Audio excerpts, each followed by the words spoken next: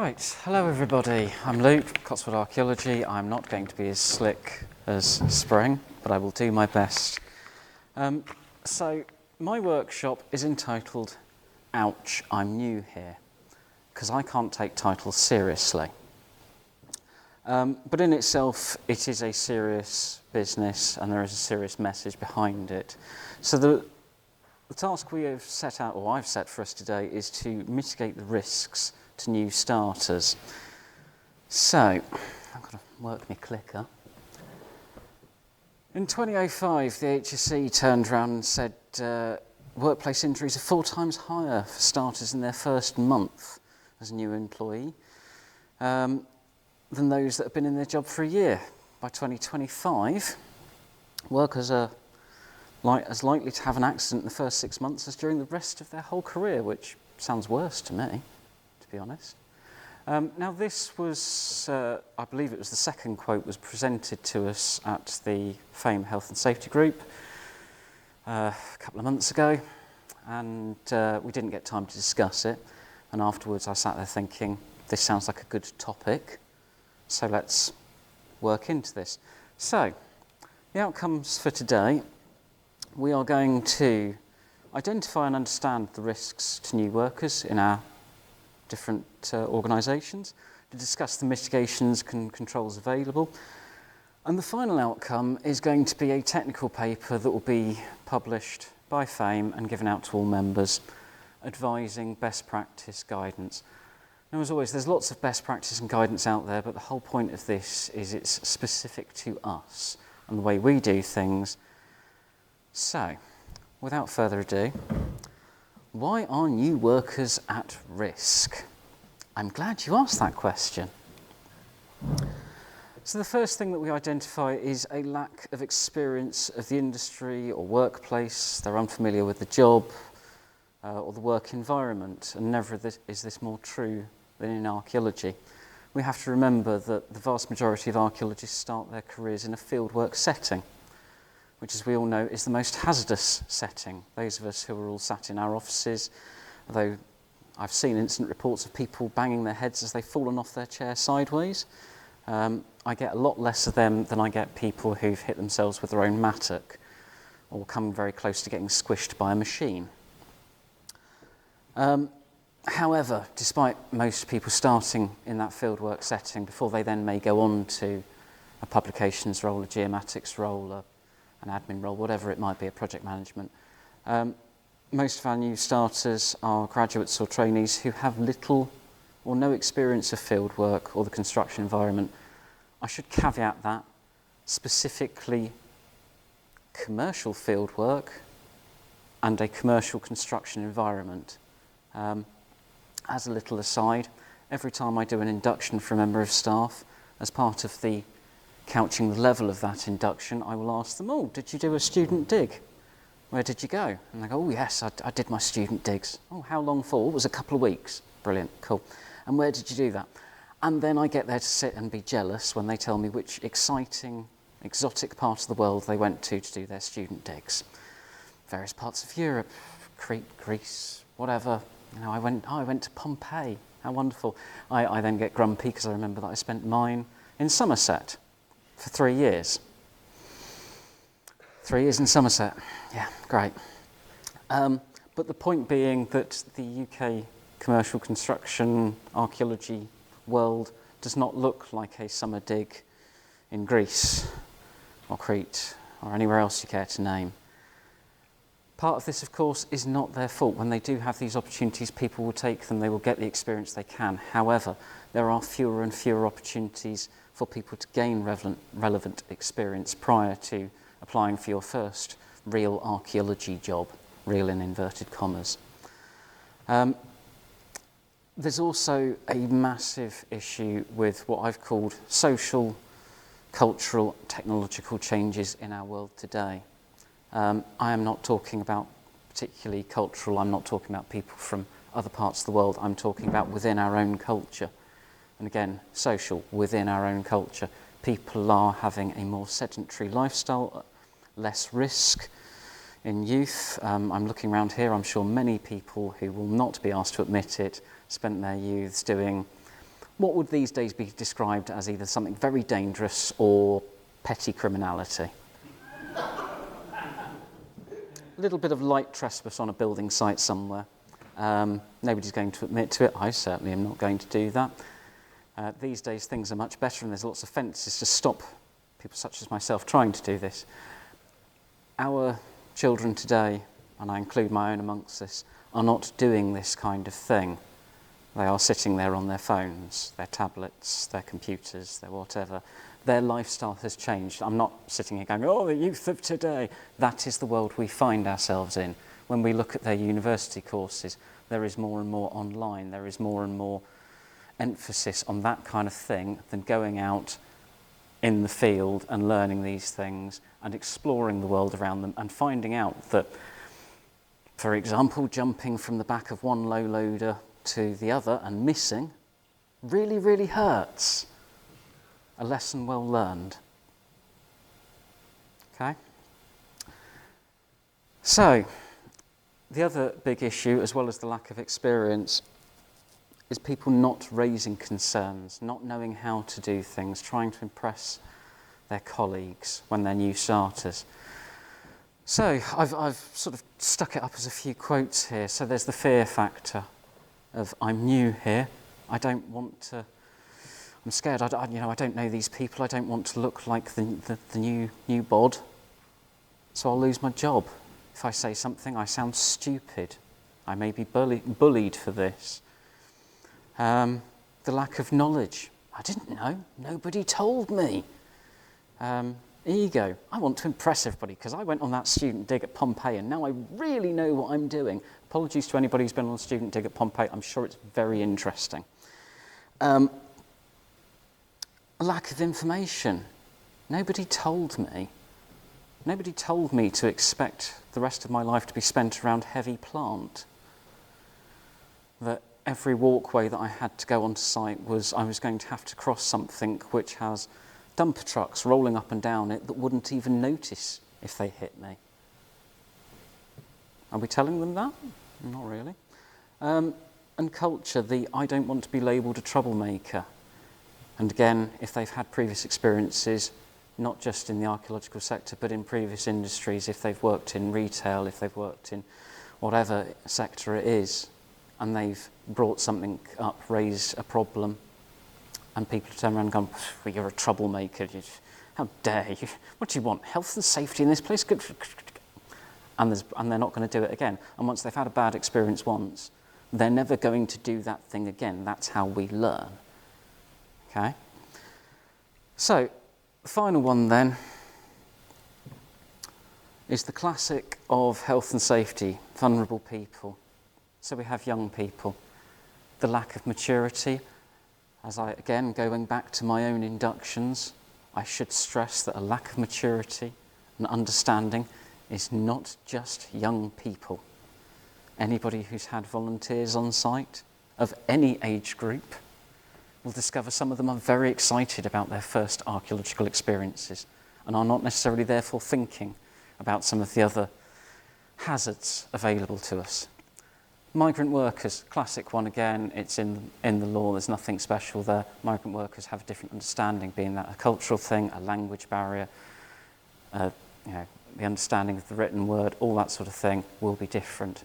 And those with different needs, and again, nobody can read the papers, whichever political leaning you have, it doesn't really matter. If you look at the modern media, we have seen a rise in so many things. We've seen a rise in people with mental health concerns, which comes out on site.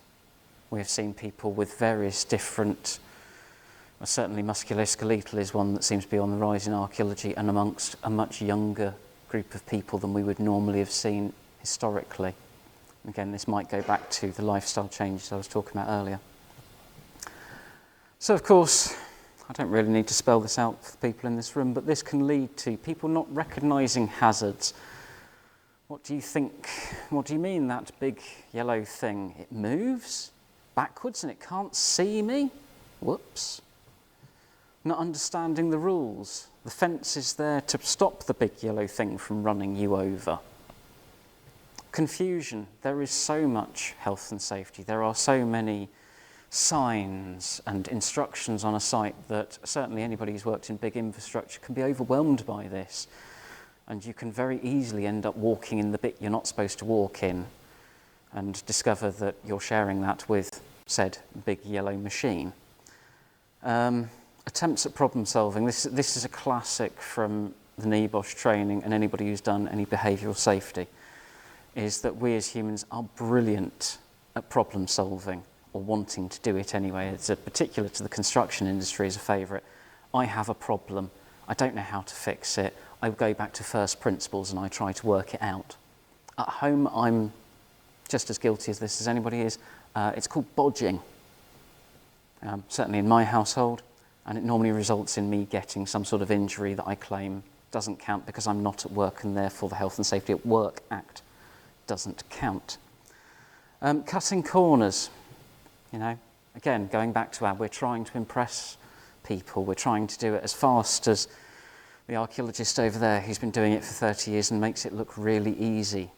It's that chap in the corner who's been doing it for 30, 40 years, who's probably got a teaspoon in one hand. You look away and you look back and there's an entire pit has been dug. How on earth did he do that? I still don't know. I've asked him and he still won't tell me. So we cut the corners and go, well, I'll just go at it with whatever, and then our injuries occur because we've strained ourselves. We've got a musculoskeletal injury that is then going to hurt for the rest of their career, potentially, if they've done a good enough job of it. And then deliberate violations. I've put it up there because you kind of have to think about it. But when we're talking about new starters, it's a less likely scenario. So, again, I shouldn't be needing to say this to anybody, but why should we care? We have a moral duty. We all like each other. We don't like the idea of people being hurt. That's why we respond so well to charity. We have a moral duty to look after our staff. We have a legal duty. The HSE is forever putting up its latest prosecutions. There was one 2-3 weeks ago, I think. Not obviously archaeology, it was in the waste sector. First day on site in a recycling centre, chap was told, go and shift the waste over there, something like that. Promptly found himself between the waste pile and a low loader that didn't see him. He now has life-changing injuries. His company was prosecuted. It hurt everybody. Okay? And of course the financial implications, and that goes back to us. Hurting one person badly enough can end every single company in this room and within the sector. None of us within archaeology are big enough to shake that off. Very few construction companies can shake it off. We're really talking about the top tier there who pay massive fines. Now, the punishments are proportionate, but a lot of this would end any of us in literally an instant as a company, which keeps me up at night. So, having scared myself, if not anybody else in the room, what are we going to do about it? So this is where we get into the meat of this thing. So fortunately, the HSE, being the helpful souls they are, have got 6 steps. You've got to have 6 steps, 5 steps. There's got to be some catchy number. So they talk about the 6 steps to protecting new starters. So capability, induction, control measures, information, supervision, and understanding. So we're going to look at these in turn, he says, checking his time. Cool, not doing too badly. So we're going to look at these with reference to our sector and how it affects us. So capability. So I've put 4 criteria up there for the capability that we need to consider. Personality, qualifications, experience, and then the crucial one, hiring criteria. Who are we hiring? What experience have they got? It's very easy when you need 20 people next week to get out a job advert and then go on the basis of, yeah, can you hold that trowel best of 3? Cool. And you're holding it the right way round. Excellent. Onwards you come. And that's fine. If you want to do that, that's absolutely fine. We all have that situation as within the sector where we need to grow our teams rapidly because of some commercial need. But we need to then take that into account when we are training, inducting and supporting our new starters. So the experience, again, we need to, 2 weeks on a student excavation is the basic. You get a bit more from some universities, you get a bit less from others. Factoring that in, asking them, as I say, this is something I always ask our trainees, because that then gives me an idea of what level I'm couching my inductions at. Am I going from right at the basic end of machinery is dangerous and it will hurt you, or do they have some experience and sort of like, okay, like, let's say, hand tools. A mattock, if swung in the wrong way, will cause dents in the shins. Or indeed in the skull of the person standing behind you if you've decided to do some sort of Conan the Barbarian type of excavation technique. Knowing what experience that individual has and then couching your inductions to that, and indeed their training to that individual, will help. The qualifications, again, what does that mean? Archaeological practice degrees tend to have more of an emphasis on practice. There's very few universities do them anymore. I can only think of 2 or 3 off the top of my head. So take into account, if we're hiring people who have archaeology adjacent degrees, that means they have even less experience or less idea about what they might encounter. Their knowledge is great. They have the background to it, but they have less of that background of the nuts and bolts of field work. And again, personality is a big thing. That's why we talk to them when we're having our inductions, when we're interviewing them. That's why we're talking to them. Part of it is a conversation that sounds like a little bit of a chit-chat, but it's not. That's gauging that individual. Are there things that you're flagging in there going, oh, no, I think you're the risk taker we don't really want to employ. Or, okay, you're very, very risk averse. We could have, things to just pick up on. So we move then to the inductions. How, where, including what and how much information. Now this is a good one, isn't it? I've put a picture up there. I did mock this up. That's actually a site archive. That is not an induction at Cotswold Archaeology, please be assured. If a site induction looks like that, where you get 2 folders dumped in front of the new starter with a little note on it with a smiley face that says, read me, how much of that information are they genuinely going to take in? How much of it can they take in? Because they've probably got about an hour for their induction. And there's the entire construction phase plan for a building site or a massive infrastructure job. How much of that can they realistically take in? Now, I genuinely am picking on infrastructure because most of these inductions involve reading something that size, which is painful. And I think anybody who signs that thing going, yes, I have read and understood the entirety of this project in the last hour via those 2 folders is being asked to sign to say that they have lied, unfortunately. Corporately, it's, they've signed it. But corporately and tick boxing aside, is that appropriate? So how do we do our inductions? Personally, I prefer the in-person method. I think having a person in the room to judge that induction, you can have a presentation like this that you can talk through with people, but you can adjust it. I have one induction, I use it for every member of staff that comes through, whether they're a new starter or a new member of the senior management team. It wouldn't make a huge amount of difference. The slides stay the same. The talk from me changes quite dramatically. It's useful because all members of the business get to see what everybody else is doing. It's a little bit of that introduction as well. You can use health and safety to teach them about your business and all parts of it, not just the bit they're doing, which will help later on in their careers when they actually need to talk to the post-excavation department or to the geomatics department, or indeed to HR or IT or whoever it is. So including what? That's the big one, really. That's the big one, and how much information. That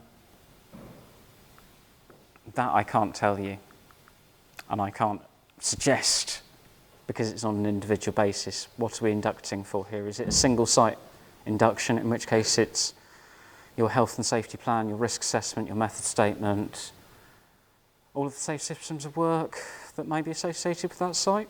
Probably not. You need to cover all of the basics, but probably in not too much detail.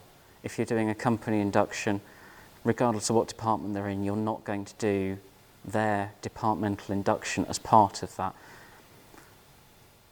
Again, when are you doing this induction? Probably quite early on, during their first couple of days at their new company.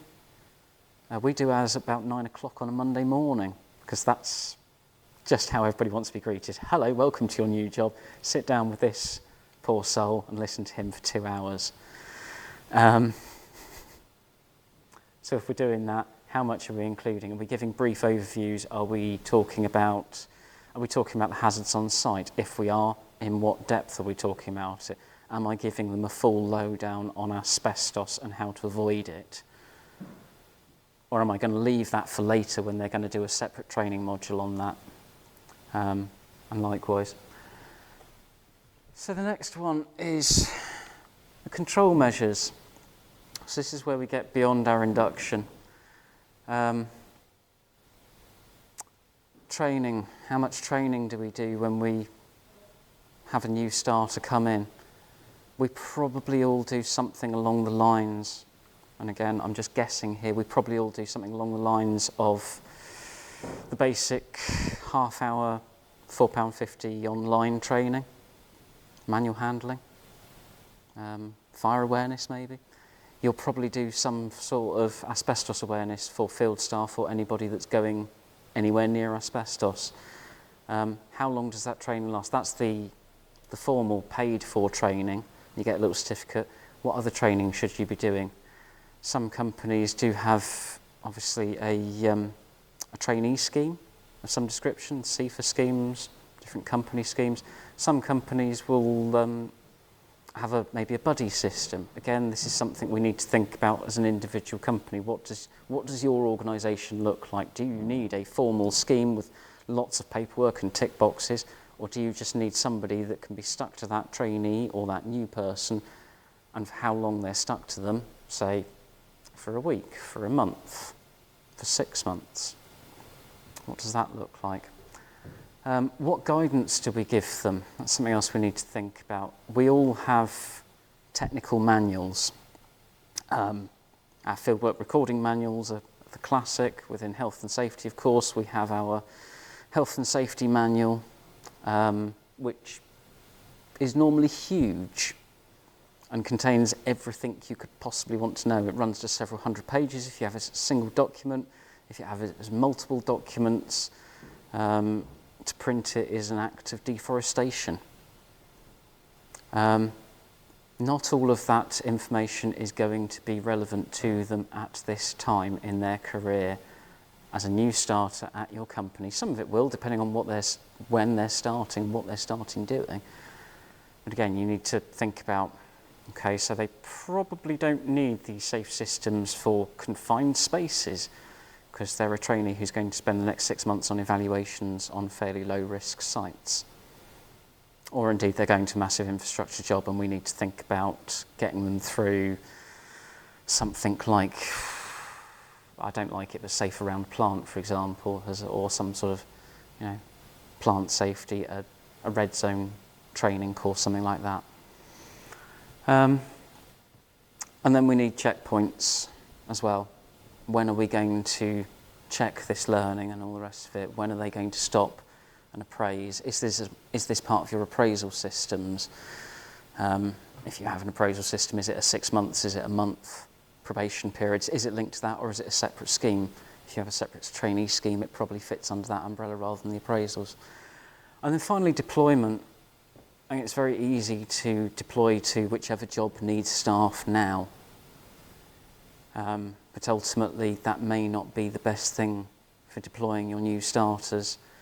The difference between your get their feet under the table, as it were, doing a low-risk evaluation job for a couple of weeks, or a sole contractor, fairly relaxed. I can't believe I said the word relaxed in relation to commercial archaeology, but a slightly more relaxed job where you are the sole contractor on site doing an excavation, fairly low risk, the machinery's already gone home and they're just spending a month doing the excavating. Or do you throw them in at your massive infrastructure job where, take your infrastructure of choice, there are vast amounts of reams of documentation, there's a whole host of things, there's plant moving around, flying around all over the place, there are multiple contractors, there are permit systems, there's all this stuff that could be quite overwhelming for a new starter, and they're still having to learn potentially how to dig at the same time, taking all this on board as well. And that's the thing, is we're talking about health and safety, but this is all part of the package. They are still learning how that company works, they're also learning how to do their job, because very often we are having to do a lot of that work as well. So the next one that the HSE goes with is the information we've kind of covered already. So what to provide, how much to provide, and when to provide it. So is this our crib sheets? Do we need to do crib sheets? Do we want to present them with the whole safe system for operating safely on an archaeological site? Gosh, what a catchy title that would be. Or do we want to give them the beginner's guide to what are the pertinent points for surviving your first weeks without doing yourself harm? Stay away from the big yellow thing. Please don't try to keep up with the experienced archaeologists. You're going to strain something. Learn how to use the tools properly before you go at it. That kind of, take their trowel away from them, because that way they can't have a wrist injury in the first 2 weeks. Yes, I would like to take their trowels away from them. And remind them that gloves are important. So then we don't have the nicked fingers, which is the other inevitable one. We then come to our new starters in the workplace, the supervision thereof. Again, how much, how long, professional development, trainers and buddies. Do we have trainers and buddies? Can we hand off all of this onto our trainer team or our buddy system? Do we give it to our supervisors? Is that part of their role? Of course it's part of their role, because they're on site, they are leading that project. And again, do they need that support to support the trainees? They are likely to be more junior members of your staff. And you've just given them 10 trainees to crack on with, and they're running an archaeological site, and they're within the first, say, year or so of their own supervision journey. So what support do we need to give for them? That's where we might deploy our, say, a training officer if one has one, or a trainer archaeologist if one has one, or indeed you might want a buddy system to take some of that weight off your supervisors. The other thing, of course, is that checking of the understanding. Again, how, when, and the outcomes. What are we trying to get out of this? We want somebody who can work independently, who can work safely, and who, for preference, isn't going to have a lifelong injury that's going to cut their archaeological career very, very short. I don't know how long the average archaeologist spends in field work anymore. I honestly don't know. Probably not as long as it used to be. And there's a question of why is that, I suppose. But potentially somebody could be doing this for the next 30, 40 years. They need to be supported in that, so they don't have that musculoskeletal injury. That means that somebody in their 20s potentially has got a back injury, which traditionally one wouldn't expect until a little bit later from just continuous wear and tear. And again, we want to avoid it later on as well. So, that is a very brief, he says, how have I done? Not bad. Right, that is a very brief introduction to the idea of supporting our staff when they're joining our companies. again, thank you for everybody who's sat through this. I hope it wasn't too dull, and I hope I wasn't teaching you to suck too many eggs. I'll take a few questions in a minute, but based on this, what we will then be doing is taking this. If anybody has any comment afterwards, anybody has any best practice, please do get in touch via FAME to the health and safety group. Sort of something you do, case studies of what you do in your organisations that you think really works to support your new starters. I'm really interested to hear about it so we can incorporate all of this in, and it's not just me sitting there in my health and safety ivory tower going, I think this is safe. So please do share your best practice with FAME, and then we can incorporate this into a technical guide which will come out in due course. Any questions? Oh dear, two at once. Go on, Dan. It's more of a suggestion maybe or a thought. I wonder if something we might try and do, and I'm certainly not sure we've done this at OA, is ask some new starters after a couple of weeks what their experience was and how we might have done it differently. Yeah, absolutely. Yeah, I mean that's that sort of appraisal process, isn't it? It's that whether it's when you're appraising them, you're asking for their feedback and their thoughts as well. So yeah, absolutely. What have we done right? What could we do differently? We're some of us, me, I'm a bit long in the tooth. I've been doing this long enough now that it seems natural, and I don't think about it from the point of view of a trainee. I don't remember being a on-the-job archaeologist. Who am I kidding? I remember my first day as if it was yesterday. It was absolutely terrifying, and I just had to get on with it. But again, we do forget that, and we look back on our own glorious excavating careers with our rose-tinted glasses and think, oh, how wonderful it was when I was a digger and I didn't have to think about tendering documents or whatever it might be. So yeah, absolutely. I think that's a very good point. Did you? Thank you. You made me think about lots of things. There's not least, where did I dig when I was undergraduate? Blah blah blah. In France, in Cyprus. Oh, of course. Yeah, absolutely. And I once out to prepare sandals. Yeah. But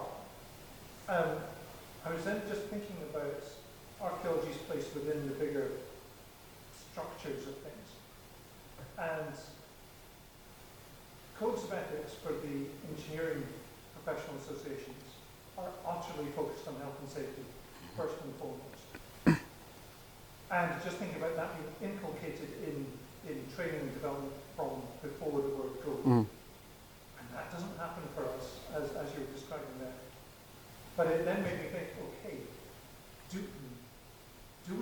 do our figures actually tell us something different about starters in archaeology versus starters in the workplace?